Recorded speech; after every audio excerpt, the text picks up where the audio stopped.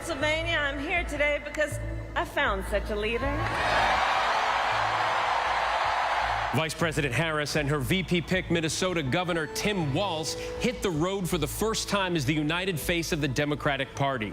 Harris picking Walz after a sped-up vetting process, finally selecting the former National Guardsman turned teacher, football coach, congressman, and eventually governor. We are in Pennsylvania for their first event, and we report on the impact the Walz pick could have on the Democrats' electoral chances. Plus, Tropical storm Debby slamming the southeast with heavy rain after making landfall in Florida as a Category 1 hurricane. 5 now confirmed dead in Florida and Georgia as the slow-moving storm wreaks havoc, causing catastrophic flooding.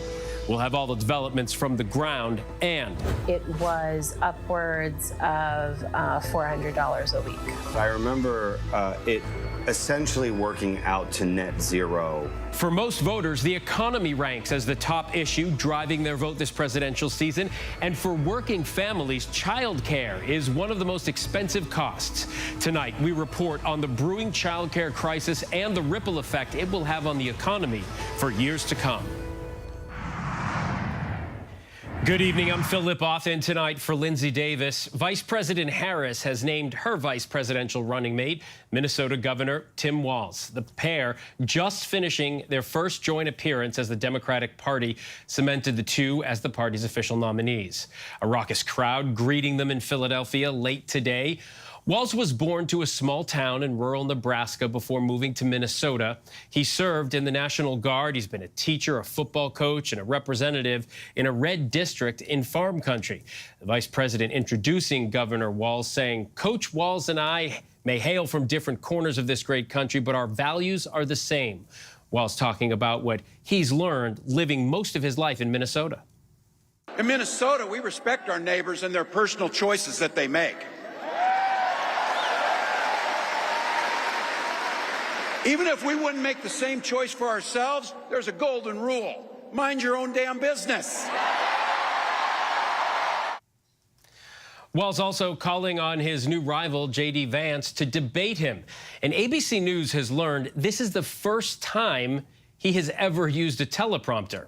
Our team is standing by to break it all down, and we begin with senior congressional correspondent Rachel Scott in Philadelphia.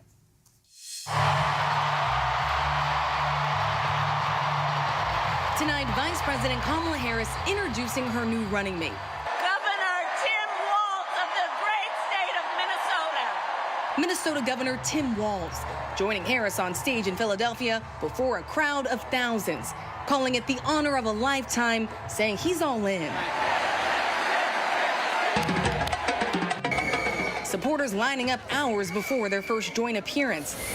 It's been just 16 days since Harris became a candidate. We are the underdogs in this race, but we have the momentum, and I know exactly what we are up against. Harris making the call this morning. I want you to do this with me. Let's do this together. Would you be my running mate, and let's get this thing on the road? I would be honored, Madam Vice President. Crowds cheering as Walz left his St. Paul home this morning, flying to Philadelphia to join Harris on a blitz through the battleground states. The decision came down to the wire. Her campaign printing multiple signs with the names of different contenders. Among the finalists, popular Pennsylvania Governor Josh Shapiro, and Arizona Senator and former astronaut Mark Kelly. But in the end, Walz and Harris really hit it off. Walz grew up in rural Nebraska, served 24 years in the Army National Guard. He moved to Minnesota, his wife Gwen's home state. Taught high school social studies, coached the football team. In 2007, Walz unseated a Republican, serving 6 terms in Congress. The 2-term governor codifying abortion rights in the state after the fall of Roe v. Wade, enacting gun safety legislation, and guaranteeing free lunches in public schools. Walz laughing off criticism his record is too liberal. What a monster. Kids are eating and having full bellies so they can go learn, and women are making their own health care decisions. Walz and his wife have 2 children, Gus and Hope. Hope, a fixture on Walz's social media. Hi, Minnesota. Governor Walz here, along with hope. Walz' star rising in Democratic circles in recent days after he coined a new line of attack against Republicans. These are weird people on the other side. These guys are just weird. That's who they are. Calling them weird. They want to take books away. They want to be in your exam room. That's what it comes down to. And don't, get sugarcoating this. These are weird ideas. Tonight, the Trump campaign calling Walz a liberal extremist. And again, the biggest problem with the Tim Walz pick, it's not Tim Walz himself, it's what it says about Kamala Harris. That when given an opportunity, she will bend the knee to the most radical elements of her party. Senator J.D. Vance on a tour of his own through the battleground states, saying he reached out to his new rival. I actually called Tim Walz. I left a voicemail. I didn't get him. But I just said, look, congratulations. Look forward to a robust conversation and enjoy the ride. And Rachel is at the Harris-Walz rally in Philadelphia. Rachel, those raucous speeches finished just a short time ago. I'm wondering what the energy was like in that room. Well, this was a very packed arena, Phil, all the way to the top. Governor Walz even shouting out the people that were at the top of this arena, and the crowd repeating, chanting, "We're not going back, we're not going back," sending that message directly to former President Donald Trump and his running mate, Senator J.D. Vance. We talked about in that piece there about how Walz sort of coined that phrase, that a line of attack, that Republicans are just plain weird. He repeated that here tonight, saying these guys are creepy, they're just plain weird. And if there was any question on whether or not he wanted to face off against Senator J.D. Vance on that debate stage, he put that to rest tonight, saying, "I got to tell you, I can't wait to debate that guy, Phil." Rachel, the Harris campaign is banking on a lot of things here, but one that Walz will help deliver voters in key battleground states in the Midwest and especially Pennsylvania, right? Yeah, especially Pennsylvania. And in fact, they're going to be continuing their tour across these battleground states. They're heading to Wisconsin and Michigan next. A source close to the vetting process tells me they believe that Walz will appeal to those blue-collar Midwestern voters in these critical battleground states that they believe they need to win. Tonight, Vice President Kamala Harris saying they're already seeing some critical momentum in those states. As for former President Donald Trump, well, I'm told that the Trump campaign is relieved that it is not Pennsylvania Governor Josh Shapiro on this ticket, a sign that they really do want to win here in Pennsylvania. But at the same time, the former president has been on social media, and he has been fuming that President Biden is no longer in this race, Phil. Rachel Scott tonight from Philadelphia. Rachel, thank you. And tonight, Governor Walz previewed what could be his new United Ticket slogan, countering Donald Trump's longtime slogan, the Philadelphia crowd joining in. Say it with me. We aren't going back. We aren't going back. We are not going back. All right, let's bring in Minnesota Representative Lee Finke to the conversation. Lee, thanks so much for joining us. Many voters are going to have to get to know the governor over the next few weeks and months, at least on the national stage. You know him already as a politician, but also as a person. How would you describe him to people not yet familiar with him? Yeah, thank you so much for the invitation. I'm very happy to be with you tonight. I would describe Governor Walz as a very generous and open-spirited person. He's very kind and gracious and interested in the communities that he serves. He makes himself available and understands that this can be hard work. He has been a friend and supporter to me since I entered the House only 2 years ago, and I've been really grateful for his support. You know, in that vein, you're the first out transgender legislator elected in Minnesota's history, and you have said Governor Walz has shown up for your community. Expand on that a little bit. What do you mean by that exactly? I'm so sorry. Could you repeat the question? I'm at a Walz Harris event right now, and their motorcycle just ran by. Oh, that's okay. Our Rachel Scott said it could be loud. You have said that Governor Walz has shown up for your community. You are the first out transgender legislator in Minnesota history. What did you mean by that? Expand on it a little bit.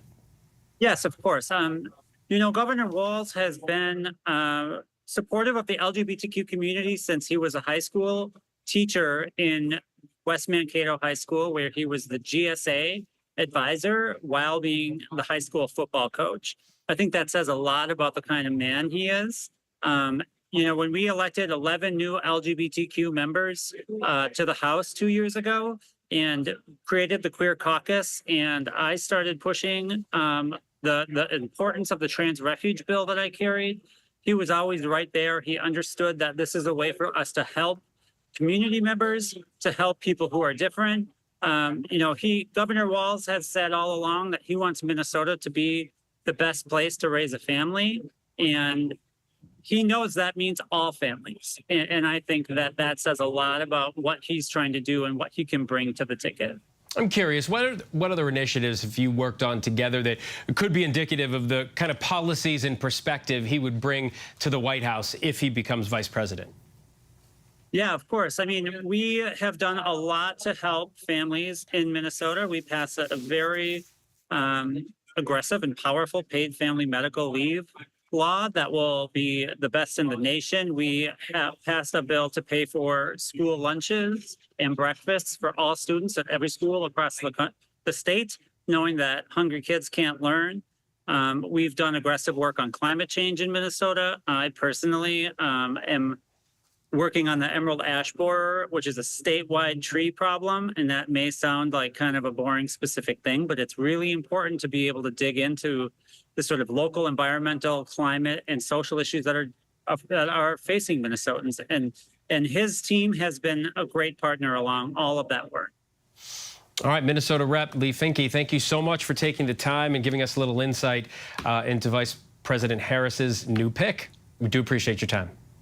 Thank you so much. Welcome back. You just got a little more flavor of the energy at that Harris-Walz rally in Philadelphia just a short while ago. Joining us now to review how this selection of Walz possibly affects the electoral map is 538 reporter Galen Druk. Galen, always good to have you here. We've been talking about these VP picks, and she didn't go with the governor of Pennsylvania.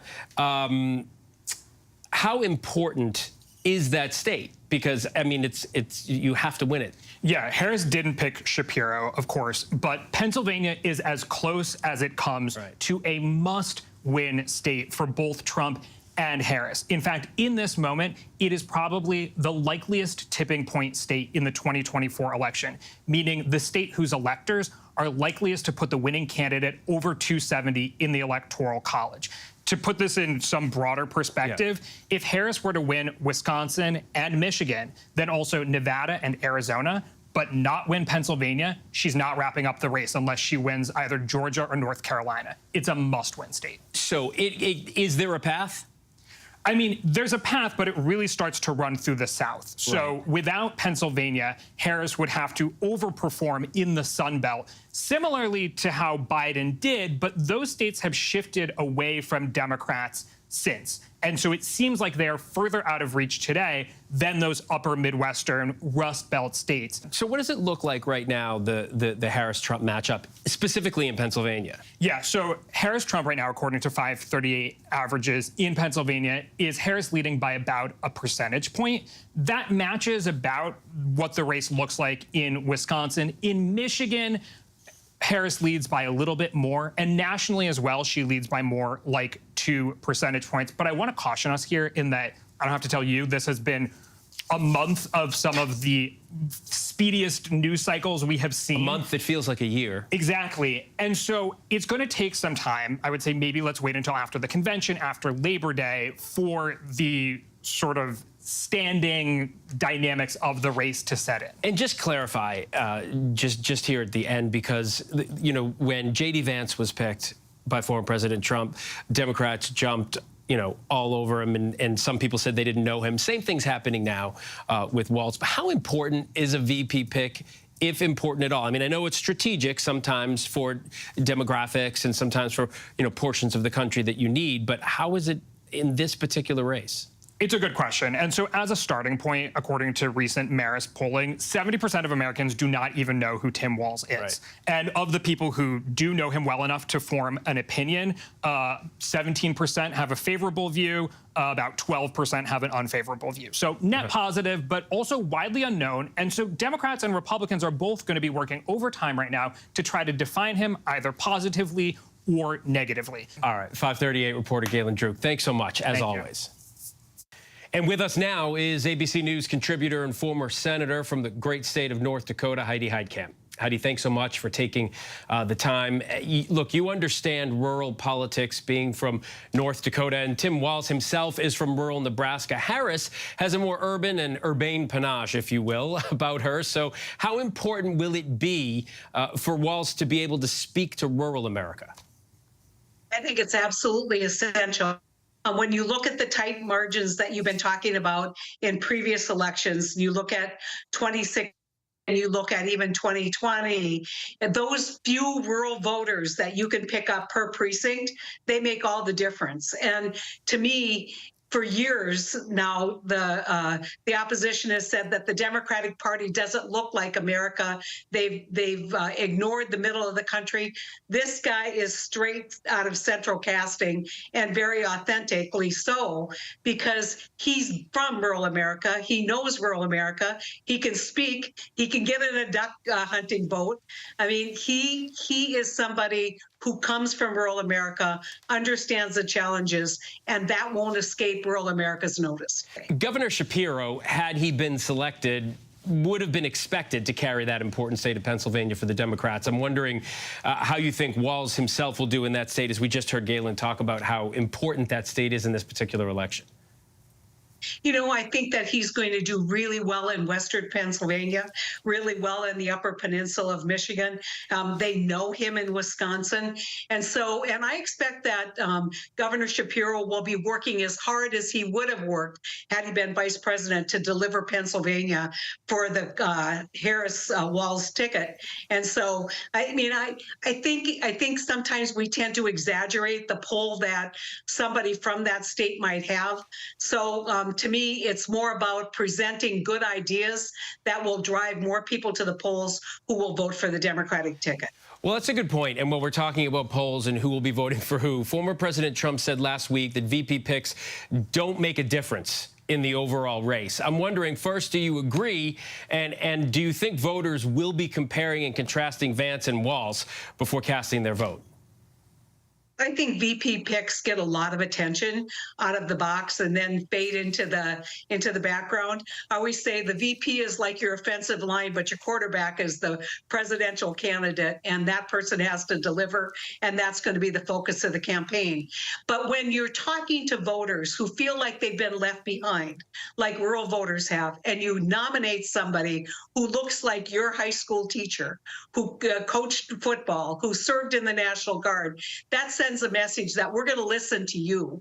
And hopefully that diversity that will come to the White House when they get elected, they will feel like they have a voice there that understands their concerns. And I think that's important for rural America. I like that analogy. And I also have spoken to quarterbacks who always take their offensive line out and feed them and make sure they're happy so that they're protected.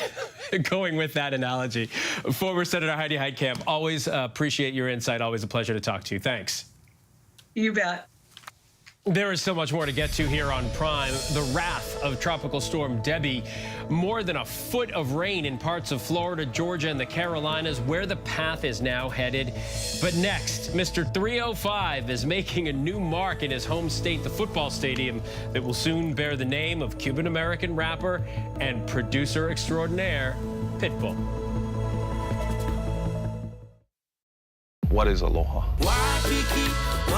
To me, aloha is a way of life. Hawaii is not only spectacular, wondrous, breathtaking, a place like no other. It's home to generations of Hawaiians. It's my home. And home is where love is. So many people come to Hawaii because of its unique culture, of our unique resources, and you can't have the culture without the people. The fires that raged in Maui caused heartbreak, destruction, changed lives forever. I immediately knew that morning something was off, just the way the wind blew. I get down there, not a house standing. But the fire and the spirit of the Hawaiian people burned stronger than those fires. Hawaii will become Hawaii again if we're allowed to steward our lands. Now you're about to see and feel what makes Hawaii, Hawaii, like never before. Coming here kind of gives you that glimpse into what Hawaii used to be and what it used to look like. Like, I was born and raised in Hawaii. It was just hard to leave. All I listened to was just Hawaiian music. Like, it took me back to home. Maui Rising, the fight for Hawaii's future. It's so powerful and it's so magical, and it feels like our ancestors are here helping us, guide us. Friday night at 8, 7 Central on ABC and stream on Hulu. You're watching America's #1 streaming news. Keep streaming with ABC News Live. They call him the beauty queen killer. He's targeting young women in malls. I am single. I want to enjoy the company of a number of women. He tortured me. How did she survive 9 days of terror? The word accomplice came up. Nobody knows the real story. The Beauty Queen Killer, only on Hulu. Let's go. We are heading into the unknown. Oh my gosh. We just saw what no one has seen before. Well, dead ahead. Tag on! Hammer, hammer, hammer. It doesn't get any more cutting edge than this.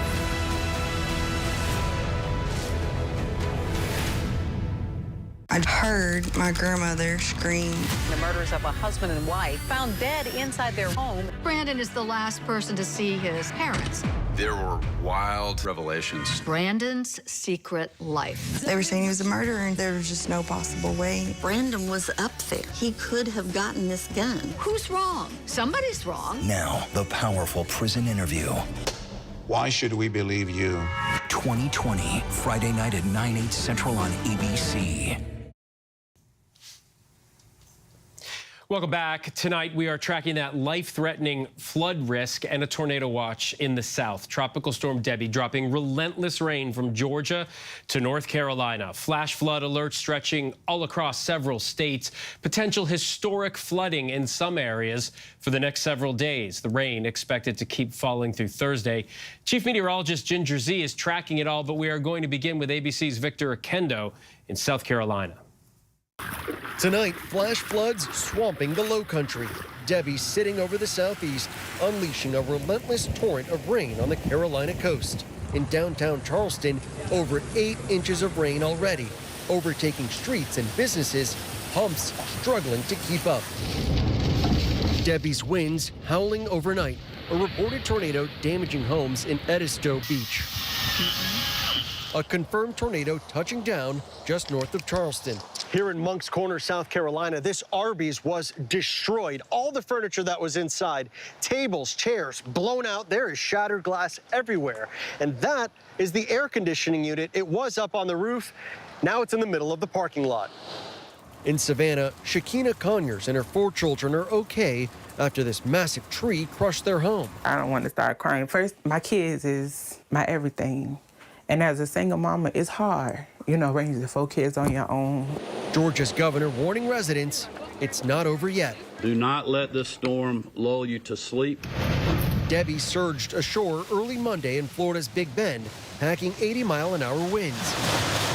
Dumping more than 1.5 feet of rain in Sarasota, officials rescuing more than 500 people from flooded homes.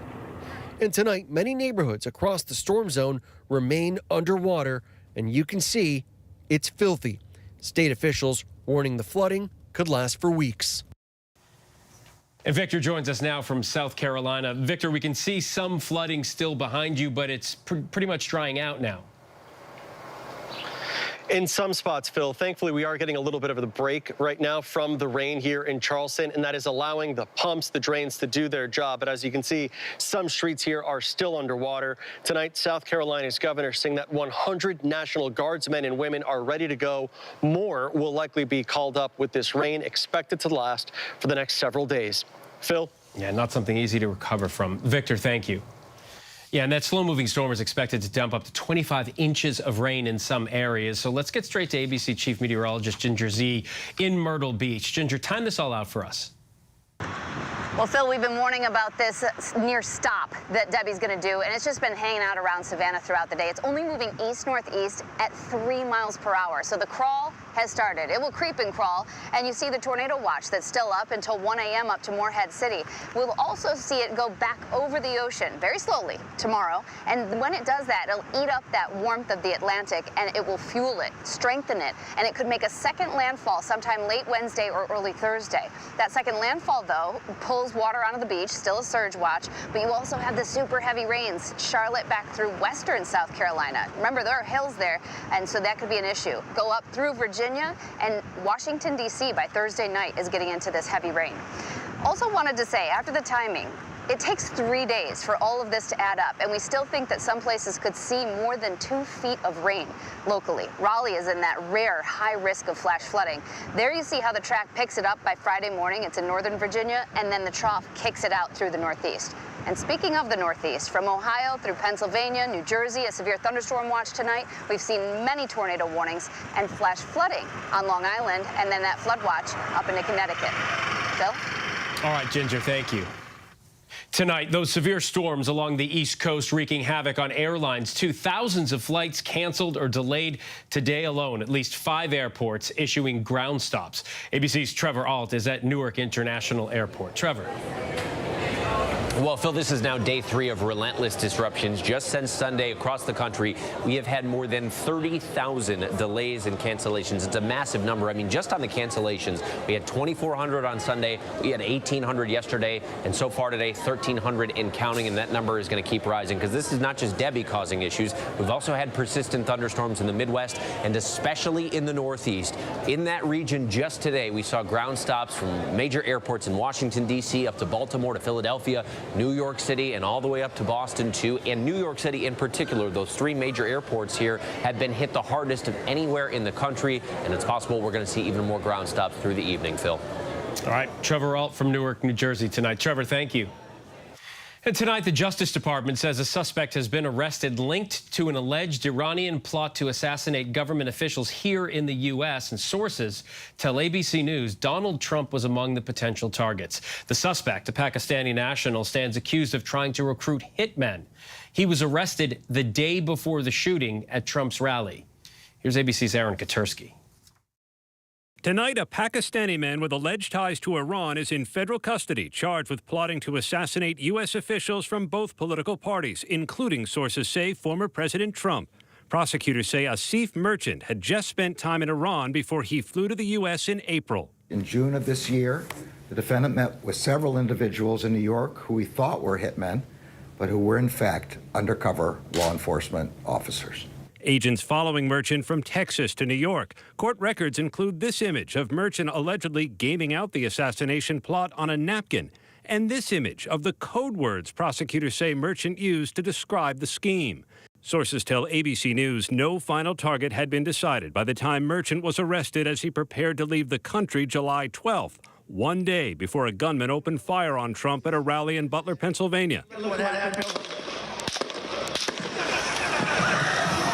There's no connection to the Butler shooting, but U.S. officials have known Iran has been threatening Trump's life ever since the U.S. killed top Iranian General Qasem Soleimani in 2020. And Merchant's arrest may help explain why the Secret Service made last-minute security adjustments to Trump's rally in Butler. We evaluated a threat stream that we have, and we put our Secret Service counter-sniper personnel out there. And looking back, it was very fortunate that we did. Aaron joins us now. And Aaron, how is Iran responding to this tonight? Iran's mission to the United Nations denied the country had anything to do with this alleged assassination plot that was revealed today, Phil. But the Attorney General, Merrick Garland, made clear in remarks today that these kinds of threats from Iran are only going to continue, and U.S. politicians are in the crosshairs. Phil? Aaron Katersky tonight. Aaron, thank you. 5 American service members and 2 contractors are wounded tonight after an attack on U.S. troops in Iraq. A U.S. official confirms at least 2 rockets were fired at an air base there, and it comes as the Mideast remains on high alert for a possible strike on Israel from Iran. In response, the U.S. Navy sent a squadron of F-18 fighters to that region. ABC's Tom Soufi-Burridge reports in for us from Tel Aviv. Tonight, new details on that targeted rocket attack on U.S. service members in Iraq. 5 US troops and 2 contractors injured when at least 2 rockets, likely fired by an Iranian-backed militia, hit the Al-Assad airbase, say US officials. Make no mistake, the United States will not tolerate attacks on our personnel in the region. With the Middle East on edge, President Biden carefully weighing a response. But today, Hassan Nasrallah, the leader of Hezbollah, vowing to avenge the death of a top commander killed by an Israeli airstrike in Beirut last week. Moments before Nasrallah spoke, IDF fighter jets above Beirut. Our Marcus Moore on the scene. There was a quick reaction. People here were stunned, frightened, perhaps meant to send a message to Hezbollah. Iran also promising to strike Israel to avenge another assassination, the political head of Hamas, Ismail Haniyeh, who was killed in Tehran. And Phil, news just in from the Pentagon. The US now sending a squadron of F-18 fighter jets from an American aircraft carrier to an undisclosed airbase here in the Middle East to help defend Israel from a potential Iranian attack. Phil? Tom Soufi-Burridge from Tel Aviv in Israel tonight. Tom, thank you. Now to the soccer showdown at the Summer Games in Paris. The U.S. women's team with a chance of making it to the finals, and the U.S. men's basketball team has the gold in sight. ABC's James Longman in Paris. A major victory for US women's soccer tonight. The team heading to a gold medal match for the first time since the 2012 Games in London. Sophia Smith with an overtime goal to defeat Germany. And for the first time in these games, Team USA overtaking China with the most goals, with 2 electric wins on the track. Gabby Thomas comes off the turn with force, with power. Gabby Thomas way out in front to take gold in the 200 metres. Brittany Brown was in bronze. And a shock win in the 1500-metre final. Cole Hocker setting a new Olympic record. Yared Nuguse winning bronze. And after days of storm delays, Caroline Marks took gold in the surfing final in Tahiti. But it was a whale stealing the show earlier in the day. Photographer Jerome Bruyere capturing this stunning moment, a humpback breaching near a competition. Bruyere is the same photographer who captured this viral image, surfer and board suspended in the air. Our thanks to James Longman from Paris. The Florida International Football Board of Trustees approved a 5-year deal today, renaming what's currently known as FIU Stadium to honor none other than Mr. Worldwide. Rapper Pitbull purchased naming rights to the school stadium and will pay $1.2 million each year for 5 years to the school. According to the documents revealing the vote, the music artist is also known as Mr. 305, a nod to the area code for Miami, which is his hometown. Proudly. Still much more to get to tonight. Coming up, a better day for the stock market, how things look now after a dive stoked recession fears. But next, extreme heat and stronger storms, just how much changing climate patterns are costing us. We'll break down the billion-dollar totals by the numbers.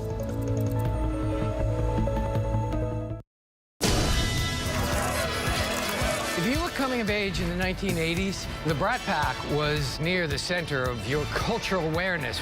But for those of us experiencing it from the inside, the Brat Pack was something very different.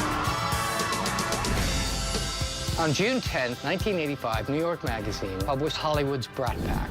I just remember seeing that cover and thinking, oh. From then on, my career and the career of everyone who was involved was branded to the Brat Pack. I'm really sorry that article had to come out. I've never talked to anybody about what that was like. So I thought it might be interesting to try and contact everyone who was in the Brat Pack. Hey, Emilio Estevez. This is Andrew McCarthy calling you. Hey, Allie. Hey, Demi. Hey, Molly. Let's call Rob. Hello. Judd? Me? You around? You were not interested in talking about the Brat Pack for years. I turned everything down. How come you're talking to me? Because you called me. It was time that we clear the air on a couple of things. I love your stuff, Bob. Hey, thank you. I hated the Brat Pack for decades. What a disaster. If you could have the Brat Pack name not exist, would you? It really irritated me. They said, what's more important to you, the movie or your life? And I said, the movie! Andrew.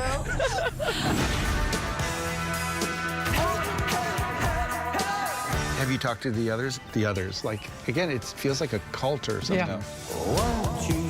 Why did we take it as an offense? Well, as opposed to like the brat. Because we were young. We're afraid we were brats, you know. Are you in the Brat Pack? I'm Brat Pack adjacent. That's what I was saying. I am not in the Brat Pack. Don't you? Did I crush on you back in the day? You did not, Andrew. No, you did not. Being in the Brat Pack not only changed all of our lives, it changed what entertainment is. I mean, I'm not going to say we were the Beatles or anything. Well, we didn't fill Shea Stadium. There were moments. We could have. 1985, I think we could have. So what are you filming? Oh, we're just doing this documentary. What's it about? Ancient history. More Americans choose ABC News, America's #1 news source. Why do so many people start their day here? From ABC News, this is Start Here. To be in the know and get a different take on the day's top stories. A lot of news today, so let's get into it. Listen now to the Daily News Podcast honored with 4 Edward R. Murrow Awards and see why the New York Times calls it a news podcast worth listening to. Start Here, ABC News. Make it your daily first listen. Now, that's a part of the story I bet you didn't see coming. Wherever you get your podcasts, Start Here. It's lunchtime in America, so what are we serving up? Well, how about everything you need to know? Give it to me. Your health, your money, breaking news, pop culture, with the biggest stars, music, trends, and of course, good food. It's all coming up on GMA3. You're gonna love it. We'll see you then. GMA3, what you need to know. A third hour of GMA in the afternoon. So join us, afternoons. For everything you need to know. I love that. Me too. Reporting from the Normandy coast for the 80th anniversary of D-Day, I'm David Muir. Wherever the story is, we'll take you there. You're streaming ABC News Live. Welcome back. As Hurricane Debby floods the southeast and as much of the country and the world endures extreme heat, we have some new details tonight about just how much changing climate patterns are actually costing us. Global risk broker Gallagher Reinsurance breaks it down by the numbers. Severe storms across the U.S. caused $37 billion in total economic losses in the first half of the year, making it one of the costliest on record. Globally, the U.S. accounted for 61% of all insured natural disaster-related losses. NOAA has preliminary reports of more than 1,200 tornadoes touching down across America in the first 6 months of the year, making this spring the third most active tornado season since at least 1950. Only 2008 and 2011 have been more active. And back to hurricanes, 4 of the last 5 years have seen an above-average number of storms. Insurers fearing record storm surge could tax the entire insurance market. And as we know, the peak of the Atlantic hurricane season is not yet here, but analysts are still keeping a wary eye on the higher than normal water temperatures and indeed bracing for another costly hurricane season.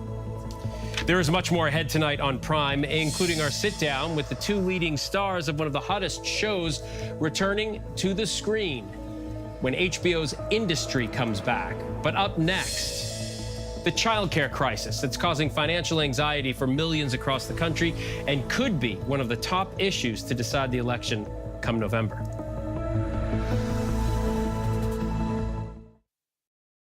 Whenever, wherever news breaks, it's so important to always remember that lives are changed. Here in London, in Buffalo, Uvalde, Texas, Edinburgh, Scotland, from Poland once again tonight. Thank you so much for streaming with us. Ukrainian refugees here in Warsaw. Do you think you'll ever be able to go back home? We're heading to a small community outside of Mexico City. Splintered houses and splintered lives. The magnitude of the devastation. You're streaming ABC News Live. Reporting from Rolling Fork, Mississippi. Santa Fe, New Mexico. Raleigh, North Carolina. The U.S. Capitol. Mayfield, Kentucky. Minneapolis. Mexico. Tongass National Forest, Alaska. Getting you behind the stories as they happen. Giving you a front row seat to our world as it plays out in real time, live. ABC News Live Prime.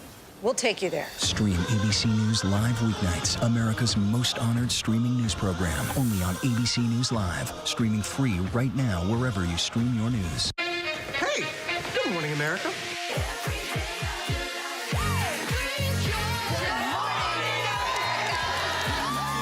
Good morning, America. Good morning, America. Good morning, America.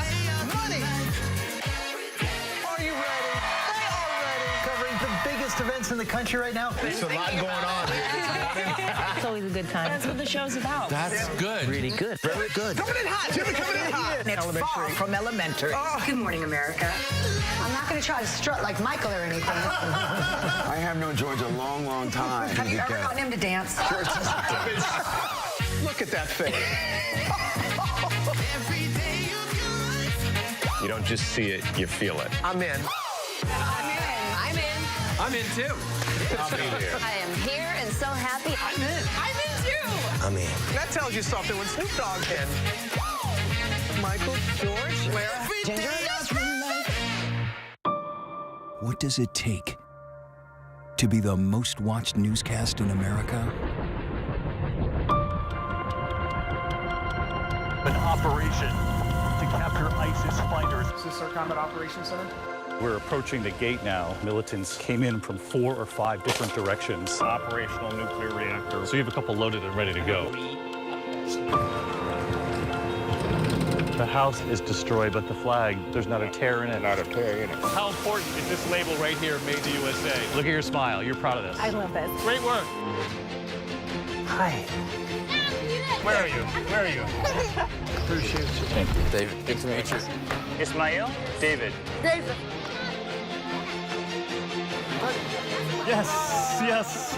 I'm David Muir. I know who you are. You Watch do? you every night. ABC's World News Tonight with David Muir is America's most watched newscast. Welcome back. After recession fears loomed yesterday following the global market rout, stock futures are now higher. The Dow gaining nearly 300 points, one day after dropping more than 1,000 points. The Nasdaq jumping 166 points today, and the S&P 500 up 53 points. The market snapping 3 straight days of brutal losses. Stocks that did well today include Uber and big tech companies, with the exception of Apple, which ended lower again today. And here in the U.S., childcare ranks among some of the highest costs for working families. And as the amount of money required skyrockets, the number of providers have dropped. And that is having a massive ripple effect on the nation's economy as working parents' demand for childcare increases as nationwide staffing is dwindling. In tonight's Prime Focus, Elizabeth Schulze reports on the brewing childcare crisis. My name is Jason West. And my name is Jessica Morrison. And then I put it in the peas. Our 9-year-old, her name is Lana, and she is in 3rd grade. Oh, yeah. You good? Travis is 5. He just turned 5. For my early childhood, my mom was a stay-at-home mom, and my dad was able to work enough to support us.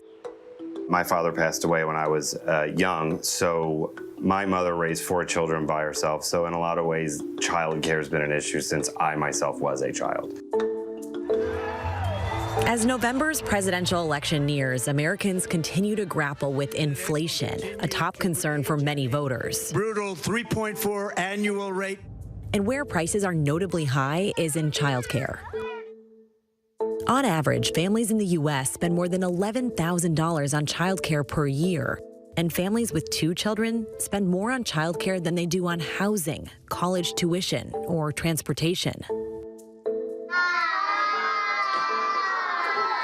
Childcare facilities are also struggling, as many of them are family-owned and operated. The mother-daughter team of Joanne Sawicki-Luschek and her daughter Tiffany Martin own Teddy Bear College in the battleground state of Pennsylvania.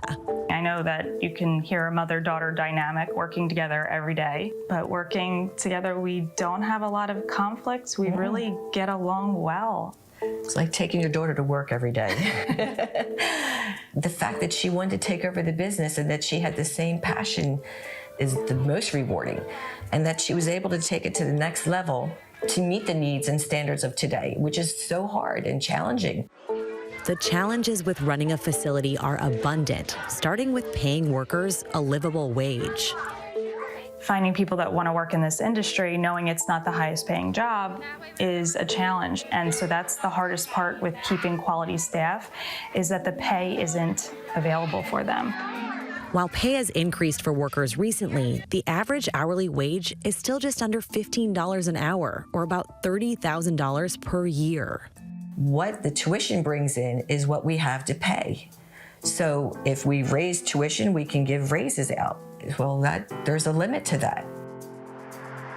And that limit is what's stopping many families from enrolling their kids. About 45 minutes south in Seacane, Pennsylvania, the Wests have built a middle-class American life with 2 healthy kids, dogs, and a mortgage. We are a 2-income household. It's just that he has gigs, that he can do. He's self-employed. We spend time together when we can, but we could all be sort of closer, I think, if we didn't have the childcare issue. In 2019, right after the couple had purchased their home, Wes thought he had a line on a new job. I actually applied for a job at UPS, if you remember that, That's right before Christmas. And that is where Jess was looking into childcare at that time. It was upwards of $400 a week. I remember it essentially working out to net zero of having a child in childcare while working and, a normal job, having taxes taken out, so take-home pay. Costs have only risen since the pre-pandemic days of 2019. Inflation now sits at 3.4%, while the cost of childcare is more than a half point higher at 4.1%. Inflation has definitely affected us as far as our food costs. You figure we're feeding the children 2 snacks and a healthy lunch. Well, we all know food costs have gone up, so that makes it really difficult to still stay within our budget. It's not cheap, and it has been a struggle. The families know that there's a reason why we need to raise the tuition, that we're not doing it because we're trying to increase profits. We're doing it because we need to sustain our program. We need to sustain our business. One way states and the federal government have helped families in the past is a child tax credit, which Pennsylvania significantly expanded this year. The child tax credit that became law in Pennsylvania in December basically tripled the child care tax credit for Pennsylvania taxpayers. The state gave eligible families earning less than $43,000 a year with 2 or more children $2,100 and up to $1,200 for families who make higher than that threshold. Democratic State Representative Tina Davis was the main sponsor on the bipartisan bill. Well, it just puts money in people's pockets, and when you put money in people's pockets, they're going to spend it. It's going to help small businesses, it's going to help the economy, and it's actually going to make them feel better about themselves. It's a good idea. No party has a monopoly on good ideas. This is a direct way to benefit a lot of families.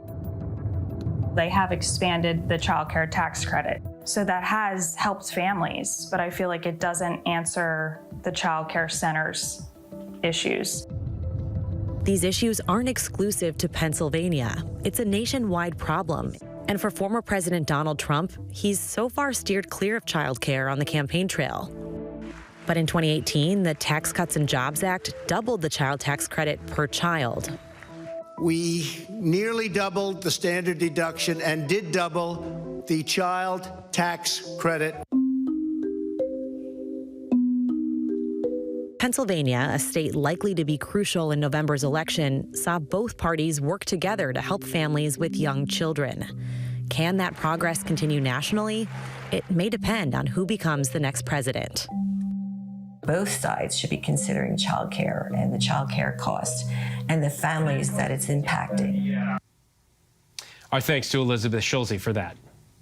Our next guests bring the high-stakes world of finance to life with unparalleled authenticity in HBO's industry. Working as ambitious young graduates, balancing their professional ambitions, sex, drugs, all under the intense pressure and fierce competition of a top London investment bank. Take a look. What if I said to you Pierpoint was the short of the century? There might be a time bomb in the sector. You've been behind enemy lines. Who do I call at Pierpoint? What exactly did you tell them about our exposure? I don't think you realize this is much larger than you. It's so good. Marisa, Bella, and Myhala join us now to discuss the highly anticipated third season of HBO's hit series, Industry. Welcome to you both. Thank Pleasure you. to have you here. Full disclosure, huge fan of the show. Thank you. The only Thank you so bigger much. fan here is, I think, our executive producer, who's the one who told me to go and watch it at first. The first season focused on sort of mentorship and how you guys were finding your own way in Pierpoint. The second season was a little bit more reflective. What can fans of this show, and there is sort of like a real hardcore fan base, what can they expect in the third season? I think the thing they can expect the most is to see more of what happens outside of the bank. Like Mickey and Conrad, our writers and showrunners, have really exploded the world of this show, and we're really digging into these characters' personal lives and their lives outside the bank. So lots of that. Yeah, I mean, you are all over the world, literally. And you, after the second season, I don't know if I don't even want to give that away if people haven't gotten into the second season, but it's been a couple of years. So, I mean, you are now not with, and you're out on your own. I think the show's central relationship being between two women is kind of cool and kind of unique in this genre, especially in what is a man's world, or technically seen as a man's world. Is that how you approach the roles? I mean, I'm definitely aware that it's, you know, we're playing people that you don't necessarily think of when you think of the world of finance. I think it's a singular situation in that, you know, quite often you look at this world from the top down, the men that run this world. And what the Mickey and Conrad were interested in looking at is, what does it look like to come into this industry from the bottom up? And then I don't think they really... what's amazing about them, and I think why the show works so well, I don't think they necessarily thought, like, let's tell this story from two young women's point of view. It just so happened that, like, Yasmin and Harper, they just are intense with each other, you know, and it just and everybody around them. Exactly. Yeah.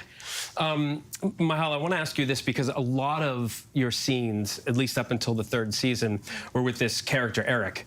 And it's an integral part of the end of the second season. I was waiting as a fan. 4 episodes into the third season. So I was waiting as a fan to see that face-to-face for the first time. And the show makes you wait a little bit. Was it difficult to sort of wrap your head around or redirect how you act, because so many of your scenes in the first couple of seasons were with him? Well, in terms of, like, my approach to the work, my technique, my whatever, that doesn't change. However, just as a friend and as a coworker, I missed Ken a lot. Ken Leung is one of the most amazing actors to be in the room with, but on set with as well. He doesn't allow anyone to be dishonest. He comes himself first. So whenever you're working with him, he lights up everyone. And it makes it very easy to be authentic and to do anything with. So, of course, I really missed that. However, being away from it from so long, it builds this anticipation, which I think you see in the season, and also it built it in us so that on the day when we finally got to work together, absolutely. we were so excited, and then we did what we do, you know what I mean? This show tackles also sort of class and race at times.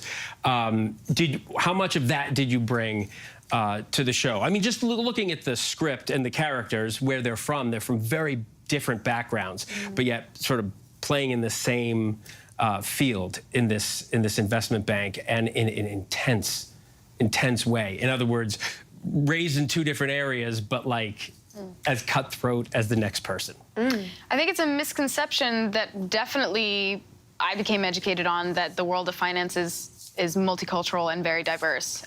They say, like, it's a meritocracy for a reason, because anyone from anywhere can come into this place, and if they're good at it, if they're making sales, if they're doing whatever, then that's how they succeed. That's how they move up. About the bottom line. Right? Yeah. So in terms of the multicultural aspect, race, class, all of that exists, period. And it exists when someone like me or Sagar or Ken, any of us, when we are in a room, it just exists on its own. And the beautiful thing about Mickey and Conrad's writing is they say, let's put them all in the room and shake things up and see what happens. And they're not intentionally trying to spoon feed our audience their own ideas of what they think race and class is, or how it functions in this place. And then we, as our own identity, human beings, we get to bring, you know, I can relate so much to Harper being a minority, a woman, a person of color, and also an American abroad. Yeah. So all the ways that I feel naturally come up in those scenarios. And then our audience gets to see the picture and say, oh, I know what's happening here. I see the class element, I see the race element, I see how the world responds to these characters, and then they get to have the discussion on their own. And I think that is good art. And it really is authentic. From the minute you start watching it, it's real as anything else. So thank you very much for coming in and talking to us, and I can't wait to get the back half of this season in. Marisa, Bella, and Myhala, thank you so much. Thank you. Industry premieres, the third season premieres Sunday, August 11th on Max. And finally tonight, America's new giant pandas are about to make their big debut, and ABC News Live prime maker Linsey Davis has a sneak peek. Tonight, these two giant pandas, the newest residents of the San Diego Zoo, the first to arrive from China in 21 years, making their official public debut this Thursday. But tonight, a sneak peek. The team cleaning the windows, bringing out the bamboo. This is 5-year-old Yoon Schwan enjoying a bite of his bamboo, and then with an appetite for leaves. And this is 3-year-old Sin Bao climbing up on her wooden platform, looking right at us, then settling down for some rest. Tensions in U.S.-China relations temporarily paused the panda lending program.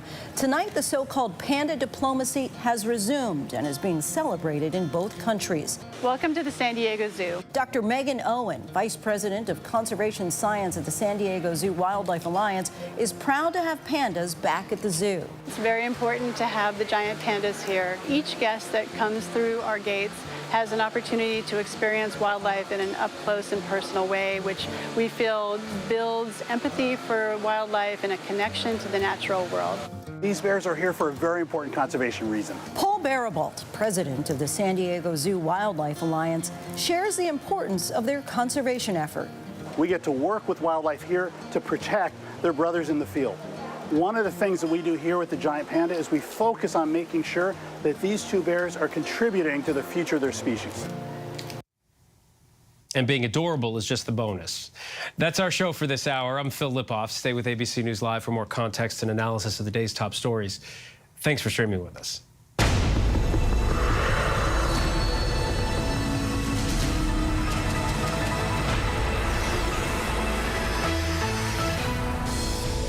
And coming up in the next hour, for the first time, Vice President Kamala Harris and her running mate, Minnesota Governor Tim Walz, appear on stage side by side. And the scramble to install a new government in Bangladesh after the Prime Minister was forced to resign.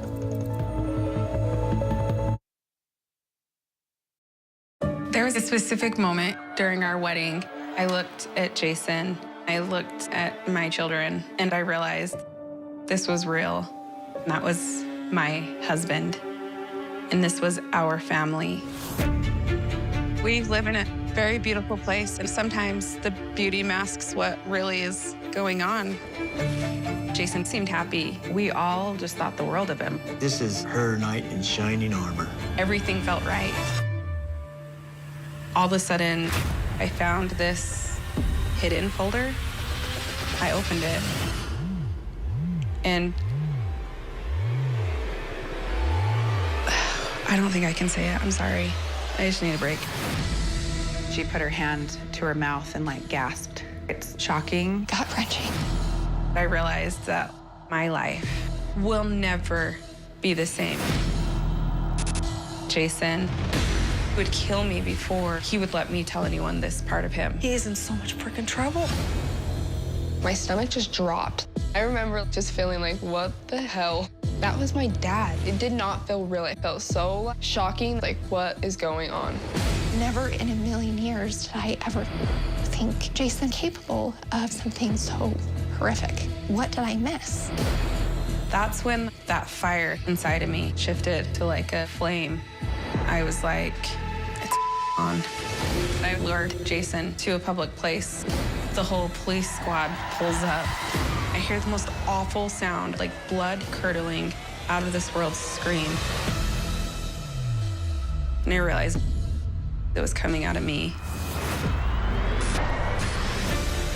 Betrayal is one of the hardest types of trauma to overcome. Those letters and those apologies were to make him feel better. Everything that he said was a lie. How could he do this? He just really didn't think I had it in me to do something. So I did. Betrayal, A Father's Secret, the all-new season, only on Hulu. You're watching America's #1 streaming news. Keep streaming with ABC News Live. Friday, fire up your weekend with a GMA party in the park when Nicky Jam performs live. Only on Good Morning America's Summer Concert Series, sponsored by Wayfair. Now streaming on Hulu. I'm a rock and roll star. I'm not a saint. I'm John Bon Jovi. John Bon Jovi. The new special, What You Have Not Yet Seen. John Bon Jovi with Michael Strahan. Now streaming on Hulu. With so much at stake in our world right now, more Americans turn here to David than anywhere else. And now, America's most trusted, most watched newscast, ABC's World News Tonight with David Muir, is available to you on YouTube. Reporting from Monterey Park, California, I'm Robin Roberts. Wherever the story is, we're going to take you there. You're streaming ABC News Live. Good evening. I'm Phil Lipoff in tonight for Linsey Davis. Vice President Harris has named her vice presidential running mate, Minnesota Governor Tim Walz. The pair just finishing their first joint appearance as the Democratic Party cemented the two as the party's official nominees. A large crowd greeting them in Philadelphia late today. The vice president introducing Governor Walz, saying, "Coach Walz and I may be from different corners of this great country, but our values are the same." Walz talking about what he's learned living most of his life in Minnesota. In Minnesota, we respect our neighbors and their personal choices that they make. Even if we wouldn't make the same choice for ourselves, there's a golden rule. Mind your own damn business. Governor Walz also calling on his new rival, J.D. Vance, to debate him. And ABC News has learned this is the first time Walz ever really used a teleprompter. Our team is standing by to break it all down, and we begin with senior congressional correspondent Rachel Scott in Philadelphia. Tonight, Vice President Kamala Harris introducing her new running mate. Governor Tim Walz of the great state of Minnesota. Minnesota Governor Tim Walz joining Harris on stage in Philadelphia before a crowd of thousands. Calling it the honor of a lifetime, saying he's all in. I couldn't be prouder to be on this ticket and to help Vice President Harris become what we all know is very, very good for us to think about. Next President of the United States of America. Supporters lining up hours before their first joint appearance. It's been just 16 days since Harris became a candidate. We are the underdogs in this race, but we have the momentum, and I know exactly what we are up against. Harris making the call this morning. I want you to do this with me. Let's do this together. Would you be my running mate, and let's get this thing on the road? I would be honored, Madam Vice President. Crowds cheering as Walz left his St. Paul home this morning, flying to Philadelphia to join Harris on a blitz through the battleground states. The decision came down to the wire. Her campaign printing multiple signs with the names of different contenders. Among the finalists, popular Pennsylvania Governor Josh Shapiro and Arizona Senator and former astronaut Mark Kelly. But in the end, Walz and Harris really hit it off. Walz grew up in rural Nebraska, served 24 years in the Army National Guard. He moved to Minnesota, his wife Gwen's home state. Taught high school social studies, coached the football team. In 2007, Walz unseated a Republican, serving 6 terms in Congress. The 2-term governor codifying abortion rights in the state after the fall of Roe v. Wade, enacting gun safety legislation, and guaranteeing free lunches in public schools. Walz laughing off criticism his record is too liberal. What a monster. Kids are eating and having full bellies so they can go learn, and women are making their own health care decisions. Walz and his wife have 2 children, Gus and Hope.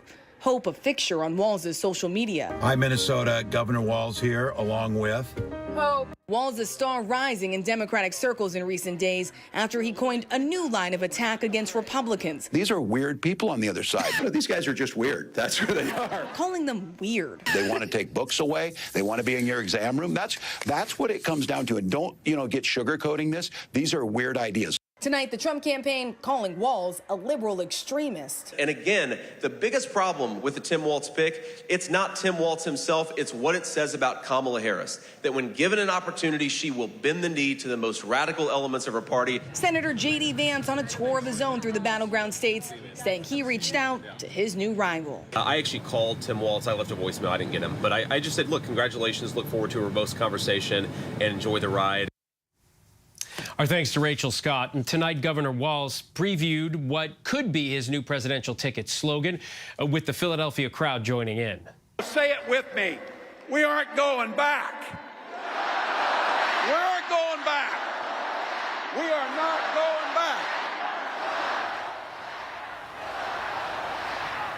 For more on Governor Walz's rallying cry, let's turn to senior White House correspondent Selena Wang.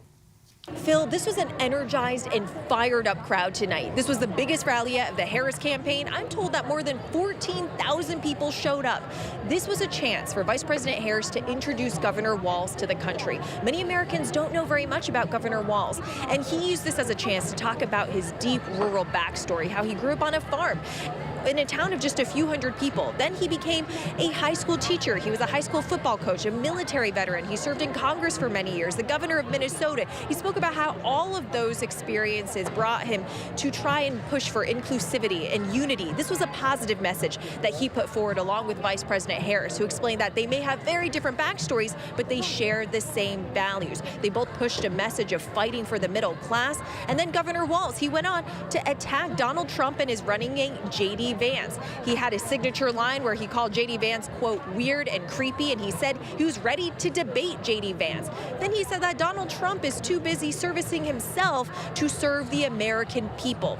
Governor Walz also brought it personal. He talked about the very personal fertility journey that him and his wife went on and the rounds of IVF they had to do and how challenging this was. He talked about how in Minnesota they respect each other's freedom and that people should mind their own business. Now, the Harris campaign believes that Walz is going to deliver those critical rural battleground states in the Midwest for the Democratic ticket. They believe that he is going to help push those states over in their favor. Today, he had a message and a taste of what we're going to see on the campaign trail in the coming days as he blitzes through those battlegrounds with Vice President Harris. Bill? All right, Selena Wayne, thank you. Joining us now for more is Axios reporter Tori Van Oot. She has covered Governor Walz extensively in Minnesota and authors Axios's Twin Cities newsletter. Tori, thanks so much for being here. We really do appreciate it. As you know, Walz burst onto the national scene with his messaging that Republicans are just being kind of weird here. That word is being used now in Democrat messaging. You've covered him for a while. Do you think this is a job he has always wanted? You know, it's a job he's definitely been trying to position himself for, some sort of national opportunity or rise, really since Democrats took control of the legislature in Minnesota in 2022. That's the moment where really through enacting a long list of longtime progressive priorities and taking other leadership positions like within the Democratic Governors Association, that Governor Walz was able to start to raise his national profile in a way that made this possible once that weird quip really struck a chord. As a congressman, he won a seat in a district that was largely rural and Republican. How do you think his record will resonate with rural America? Well, our reporting suggests that that's one of the reasons that he emerged as the victor here. And Vice President Harris's pick as her running mate is he does have experience connecting with and representing more rural voters. His biography kind of represents that too. He's from a small town in Nebraska. He served in the National Guard. He's a veteran. He was a school teacher, a football coach, and the sort of folksy Midwestern uncle vibe that's been fueling memes on social media is not a new shtick for him. It's kind of just the way he is. And I think that his supporters think that that plain talking, salt of the earth persona will help them connect with more rural and moderate voters. He obviously went through the same vetting process that every VP candidate went through. You've covered him for quite some time now. I'm wondering, what do you think his potential liabilities are, if any, on this ticket? We're already seeing some of those come up in attacks from Republicans. One key one is going to be his handling of the civil unrest and riots that followed the murder of George Floyd. That is going to be relitigated and scrutinized. You know, images of Minneapolis burning. Did he do enough? Did he call in the guard quickly enough? His pandemic record, he used quite a bit of executive action to curtail, spread of COVID that also resulted in business closures, restrictions on social distancing, things like that. And the other thing we'll see is, he has not always been super clear or fast on his feet with the press and with talking. So it's going to take a little bit of discipline for him to really transition to being on the national stage. Interesting. Then I just have to ask you this. Do you have any kind of story that you can give us in your time covering him, something that America doesn't yet know about him? Because obviously his bio's out there. We saw the call with Kamala Harris. I'm wondering, is there anything that, because you cover him on a daily basis, any kind of anecdote you can give us? I mean, this has started to come up, but one is that he is a big Mountain Dew drinker, and they've already tried to make that contrast with J.D. Vance talking about Mountain Dew. And I'm sure the folks at Mountain Dew will be very happy about that. Tori Vanu, thanks so much for taking the time. Really appreciate it. Thank you. We're going to turn now to the other major story of this evening, the life-threatening flood risk and a tornado watch in the south. Tropical storm Debby dropping relentless rain from Georgia to North Carolina. Flash flood alerts stretching across several states. Potential historic flooding in some areas for the next several days. The rain expected to keep falling through Thursday. Our Victor Akendo is in South Carolina. Tonight, flash floods swamping the low country. Debby sitting over the southeast, unleashing a relentless torrent of rain on the Carolina coast. In downtown Charleston, over 8 inches of rain already, overtaking streets and businesses, pumps struggling to keep up. Debby's winds howling overnight, a reported tornado damaging homes in Edisto Beach.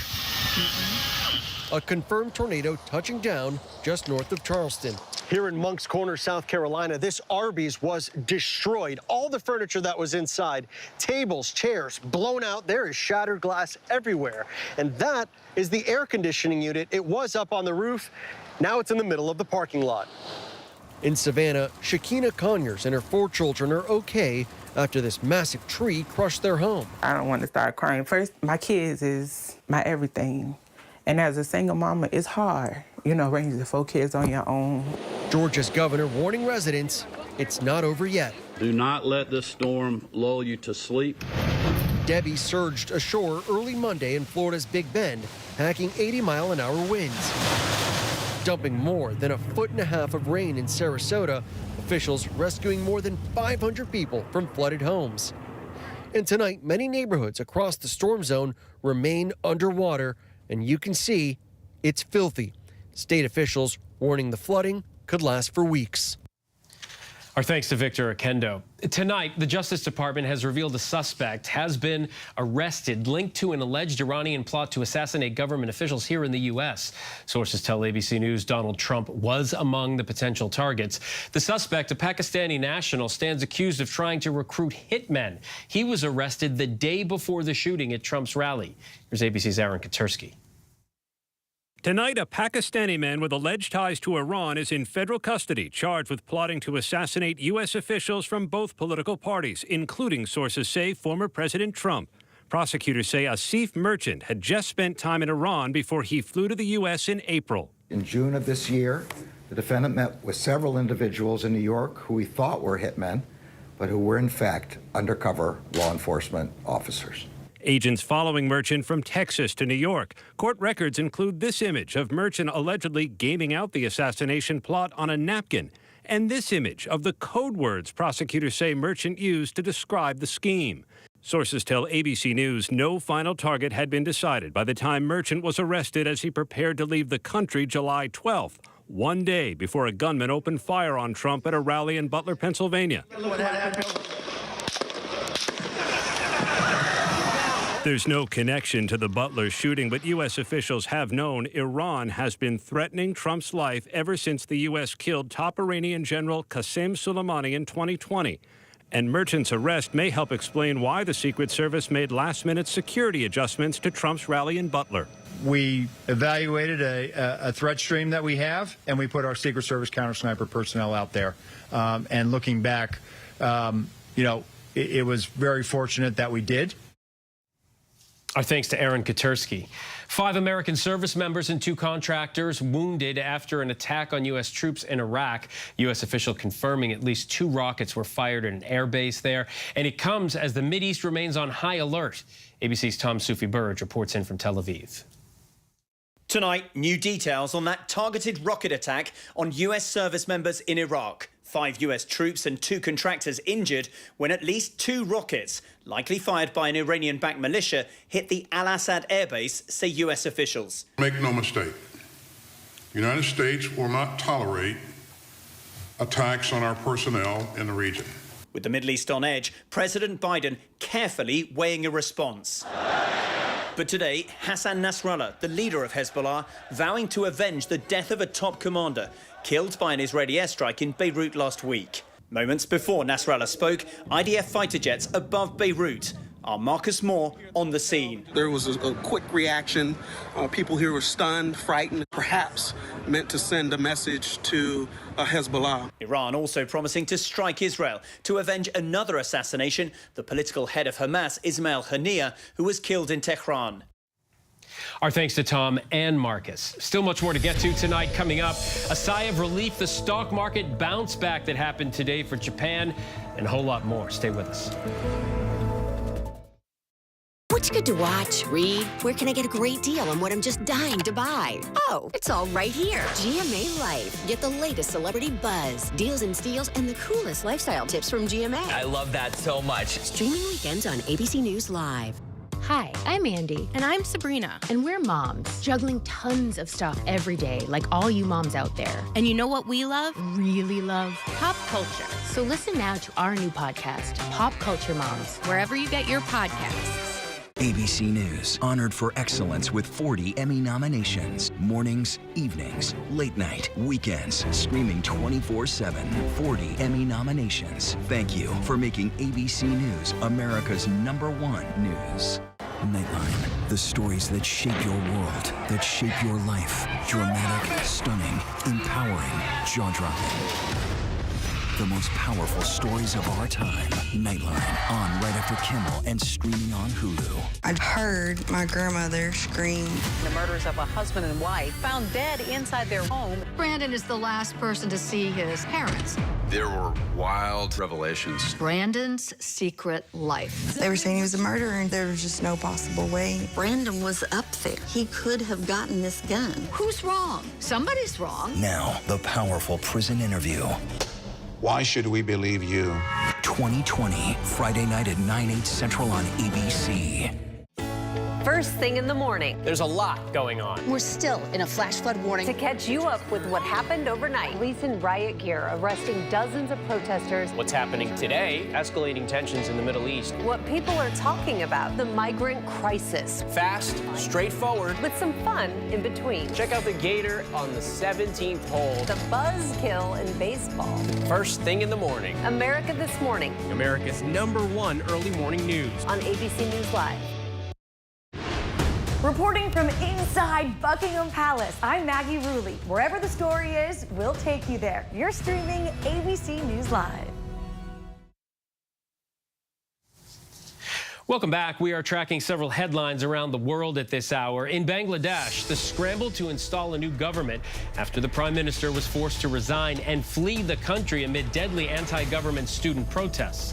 Nobel Peace Prize winner Muhammad Yunus will now serve as chief advisor to an interim government.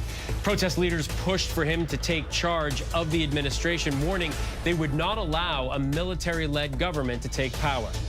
The United Kingdom is investigating if foreign actors fueled last week's deadly stabbing attack at a children's dance class in Southport. There have been days of clashes between far-right anti-immigration rioters, resulting in 400 arrests. And in Japan, the stock market rebounding today after the worst crash since 1987.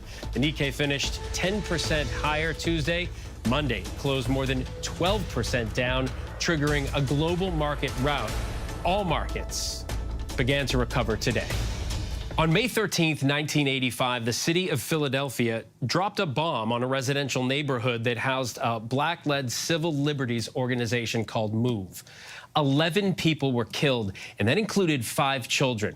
In his new book, On a Move, Philadelphia's Notorious Bombing and a Native Son's Lifelong Battle for Justice, Mike Africa Jr., who spent time in that neighborhood with family as a child, shares his firsthand insider's account of the historic story during and after that catastrophic event. Mike joins us now here in studio. Mike, thanks so much for taking the time.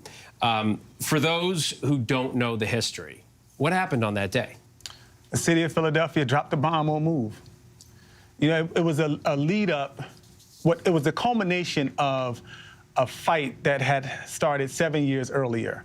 My mother and my father and other members of the MOVE organization were arrested for a crime that they did not commit. They were accused of killing a police officer. And the other MOVE members were protesting for their release. And their release was answered with, their protest was answered with a bomb being flew in a helicopter over the house and dropped on the house and detonating. By the city of Philadelphia? By the Philadelphia Police Department.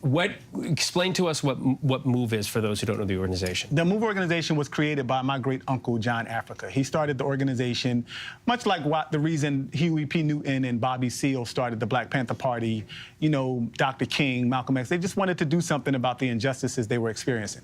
And, you know, they came face to face with law enforcement, and just like those other leaders in the past, they clashed. And MOVE's mission was to protect life, people, animals, and the environment. And, you know, they felt that they were endangered living in the way society was, and they wanted to do something about it. You were 6 years old. You're about 6 years old, living with your grandmother in 1985 when the MOVE bombing happened. What do you remember vividly about that day in the immediate aftermath? I remember the smoke. I remember the smoke, and I remember being confused about what was actually happening. You know, 6-year-old, how can you really understand that, right? And I remember wondering who was in the house. All of the children that were in that house that were killed, I was in an orphanage with, I lived with, and, you know, my mind was just wondering, who did anyone survive? You know, what happened? And so, and it wasn't until many years later that I found out who actually was. You write in the book, I think most people don't know what MOVE is and never knew what it is about. Why do you think the MOVE bombing is often overlooked outside of Philadelphia? I think it's overlooked even in Philadelphia. Really? You know, there are people on Osage Avenue right now, the newer residents, that probably never heard of it. How do you think that happened? In 1985, 2 months, literally 2 months after the bombing, there was this thing called Live Aid. We're raising money for Africa around AIDS. And the producers of that event were trying to figure out where are we going to do this concert? Los Angeles, New York, and somebody named Wilson Hood said, let's do it in Philadelphia because this bomb that we dropped. And so Live Aid raised a lot of money. It got a lot of attention, but never one time did they mention that 2 months earlier, a bomb was dropped. Last year, legal ownership of MOVE was transferred to you, right? That's right. I'm wondering, what is the future of it? I am the legacy director of the MOVE organization, and at this point, my job is to tell the story. And right now, my primary mission is to encourage people to keep your head up. You know, we all go through a lot of things. There's a lot of things that happen to us, but I believe that happiness is a choice. And even though I've been through all the things that I've gone through, I worked so hard for my parents to come home. There's a lot of work that we all need to do, but throughout it all, just keep your head up and keep moving. Well, this book is a good start. It's history, and it will clue people into something that they might not have already known about. Mike, thank you so much. Thanks for joining us. And On a Move, Philadelphia's Notorious Bombing and a Native Son's Lifelong Battle for Justice is now available to purchase. And still to come tonight, a sneak peek at America's newest giant pandas, where you can find them starting this week. You're watching America's #1 streaming news. Keep streaming with ABC News Live. It was a regular day for 19-year-old Melissa Witt. She went to meet her mom at a bowling church league, but she never makes it into the bowling alley. Something terrible had happened to her. Melissa was a good kid. She had big dreams for her life. And then she disappears. My gut knew this was not a young girl who just took off and ran away. New information into the disappearance of Melissa Witt. Pools of blood were found by detectives. We were sick to our stomachs. I just love to have her back more than anything in the world. It is a heart-wrenching day for the family of 19-year-old Melissa Witt. Police found the body in the Ozark National Forest.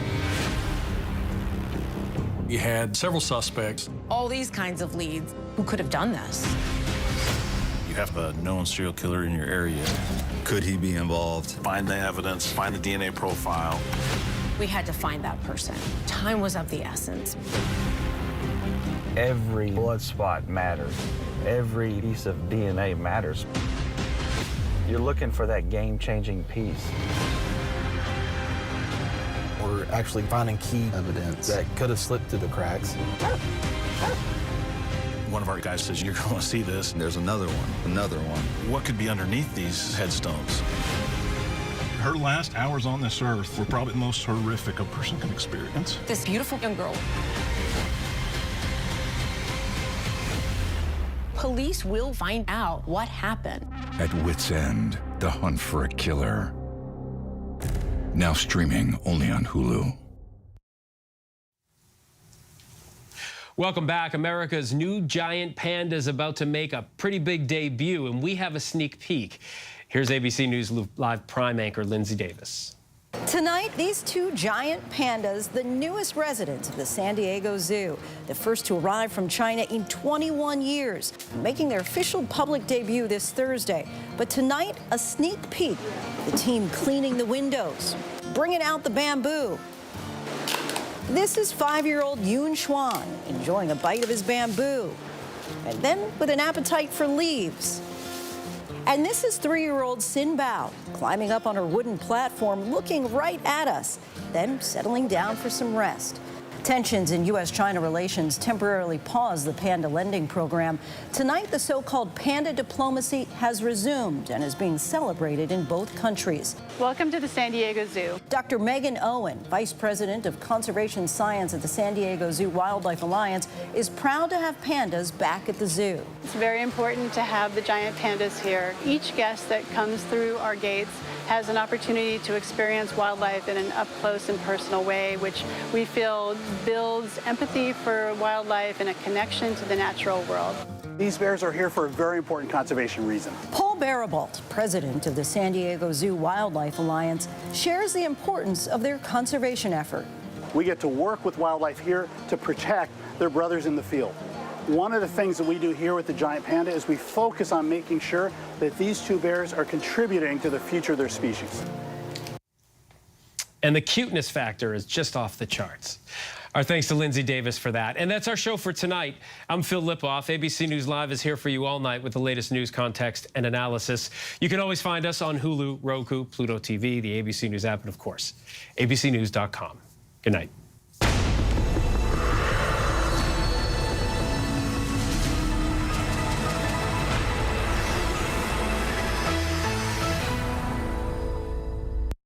GMA's surprise people across the country, helping find thousands in unclaimed money. This really is a big check. Yeah! And this summer, we're